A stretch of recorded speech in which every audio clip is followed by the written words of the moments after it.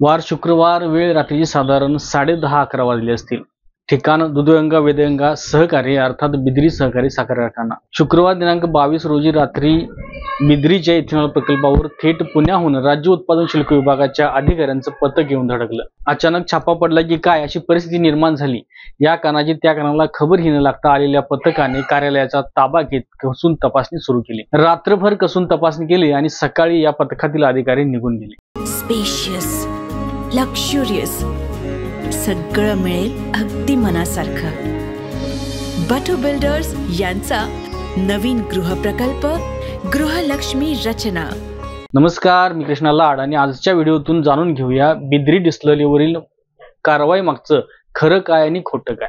सभासदांना सर्वात जास्त ऊस दर देणारा कारखाना, कामगारांचे पगार वेळेवर करणारा कारखाना आणि सहवीज प्रकल्पासोबतच इथेनॉल निर्मितीचा प्रकल्प उभारणारा कारखाना म्हणून बिद्री सहकारी साखर कारखाना प्रसिद्ध आहे. गेल्या 6-7 महिन्यापूर्वीच या कारखान्याची पंचवार्षिक निवडणूक संपन्न झाली. त्या निवडणुकीमध्ये सत्ताधाऱ्यांनी पुन्हा एकदा बाजी मारत विरोधकांचा दारुण पराभव करत सर्वच्या सर्व 25 जागांवर विजय मिळवला. झालेल्या निवडणुकीमध्ये जिल्ह्यातील मातब्बर मंडळी उतरली होती, त्यामुळे या निवडणुकीकडे सर्वच जिल्ह्याचं लक्ष लागून राहिलं होतं. सत्ताधारी पॅनलचं नेतृत्व माजी पालकमंत्री सतेज पाटील यांच्या समवेत चेअरमन आणि राधानगरीचे माजी आमदार के.पी. पाटील यांनी केलं, तर आमदार प्रकाश आंबेडकर यांनी विरोधी आघाडीचं नेतृत्व केलं. विशेष म्हणजे के.पी. पाटलांचे पाहुणे ए.वाय. पाटील यांनी देखील विरोधी आघाडीला बळ देऊन के.पींच्या सत्तेला सुरुंग करण्याचा प्रयत्न केला. पण सुरू असलेला सभासदाभिमुख कारभार पसंतीस पडल्यामुळे केपींना सत्तेवरून पायउतार करण्याचं विरोधकांचं स्वप्न सभासदांनी भंग केलं. 2 खासदार, 2 कॅबिनेट मंत्री, 2 विद्यमान आणि 3 माजी आमदार आणि गोकुळचे अध्यक्ष अशी तगडी फौज या रणांगणात निवडणुकीच्या उतरली होती. झालेल्या निवडणुकीमध्ये सुद्धा हा इथेनॉल प्रकल्प कळीचा मुद्दा ठरला होता. निवडणूक निकालानंतर मात्र डिस्टिलरी मंजुरीसाठी कारखाना प्रशासनाने गती घेतली. त्यामध्ये स्पिरिट निर्मितीला मंजुरी होऊन प्रकल्पातून स्पिरिट उत्पादनास सुरुवात केली. मात्र इथेनॉल निर्मिती अजूनही होत नाहीये. स्पिरिट निर्मिती होऊन अनेक महिने उलटल्यानंतर शुक्रवारी रात्री राज्य उत्पादन शुल्क विभागाच्या अधिकाऱ्यांकडून अचानक तपासणी करण्यात आली आणि कारखाना परिसरात एकच खळबळ उडाली. या कारवाईमुळे सत्ताधारी आणि विरोधक पुन्हा एकदा दोघांमध्ये खडाजंगी सुरू झाली आहे.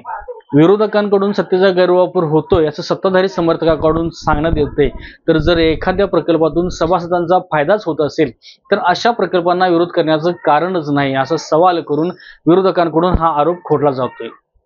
तसं पाहिलं तर या कारवाई मागील अनेक कंगोरे असू शकतात.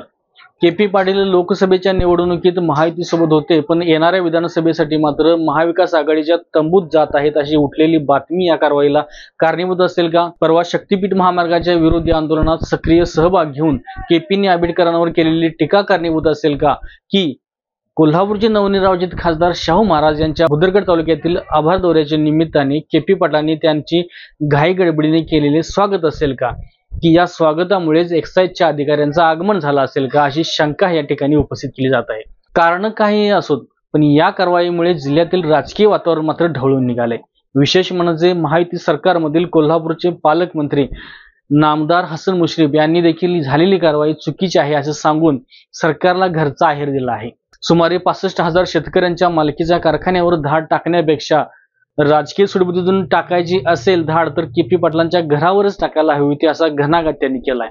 तर झालेल्या कारवाईमुळे केपींनाच पुन्हा सहानुभूती मिळेल असा इशारा सुद्धा दिलाय. या सगळ्या राजकीय दंगलीनंतर आता आपण राज्य उत्पादन शुल्क विभागाने तपासणी पश्चात दिलेला अहवाल पाहूया. बिद्री साखर कारखान्याच्या डिस्टिलरी प्रकल्पाची राज्य उत्पादक शुल्क विभागाने शुक्रवारी केलेली तपासणी अचानक होती. यामध्ये कारखान्यातील मळी आणि मद्याच्या साठ्यासह डिस्टिलरी प्रकल्पाच्या अन्य बाबींमध्ये तफावत असल्याचे उत्पादन शुल्कच्या अधिकाऱ्यांना आढळलं. कारखाना प्रशासनाने उत्पादन कमी दाखवून शासनाचा जवळपास 5.5 कोटी रुपयांचा महसूल बुडवण्याचा हेतू ठेवल्याचा ठपका उत्पादन शुल्क विभागाचे आयुक्त डॉक्टर विजय सूर्यवंशी यांनी देत तात्काळ कारवाई करत या डिस्टिलरी प्रकल्पाचा परवानाच निलंबित केला.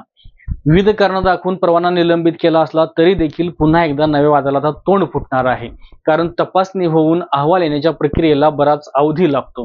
पण केवळ 2च दिवसात केलेल्या टोकाच्या कारवाईमागची कर्तव्य दक्षता काय असेल असा आता सवाल उमटतो आहे. त्याबरोबरच कारखाना प्रशासनाने या विरोधात पुन्हा एकदा दाद मागण्याची भूमिका स्पष्ट केलेली आहे. शेवटी काही झालं तरी या सगळ्यात नेमका तोटा कोणाचा हा सभासदांचा प्रश्न मात्र अनुत्तरित राहिला आहे. अशाच नवनवीन अपडेट पाहण्यासाठी आमच्या KK न्यूज चॅनेलला सबस्क्राईब करा.